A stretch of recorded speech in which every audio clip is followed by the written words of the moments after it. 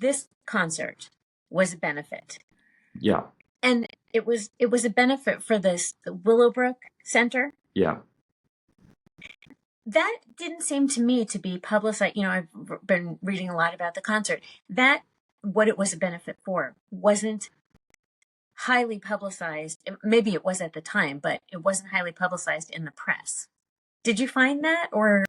Yeah, no, I think you're right. I think that it wasn't, I mean, I think the thing is that the concert did put a spotlight on Willowbrook and had an effect kind of politically and how these institutions were sort of dealt with. So I think the concert itself did have an effect, but not not a lot of press kind of. There was press at the time, but I don't think after that, I think part of the problem was that the concert wasn't particularly well put together as a, it wasn't filmed particularly well. And the way it was filmed and recorded and presented on TV wasn't particularly great. And I think it sort of just drifted out of public consciousness that this concert sort of existed and the connection to Willowbrook and so forth. So when we went back, and started piecing through it, there were these connections there, but it had kind of drifted out of the public consciousness, so yeah. No, yeah. No, I was curious about it, and I wanted to look for more information then, because I thought it was interesting, and I loved seeing the footage of the day that the kids arrived and all that. It really added to the whole emotional aspect of it. Were that, what I couldn't tell, was the concert the same day as the event? The kids showed up, or was that separate? That's just my own curiosity. Yeah, no, the concert was the evening of that day. So okay. Yeah. Yeah.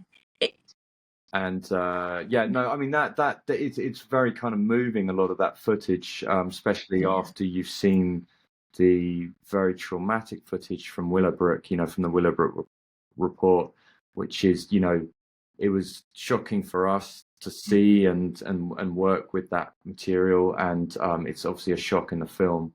And then you have this kind of moment in this day in Central Park, which is weirdly I'm sort of only a few minutes from at the moment, so I'm going to go and make a little pilgrimage up there maybe later today.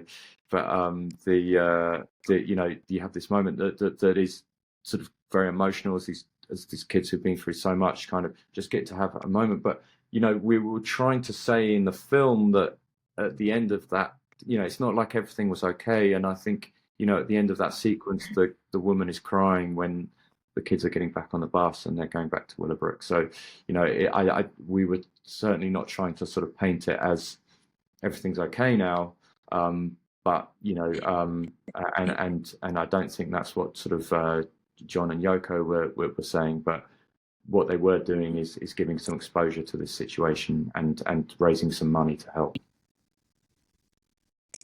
No, I thought that was lovely. It didn't, whether or not it solved the ultimate problems at Willowbrook, knows, but it was just nice to see the connection in the film that was what the benefit was for.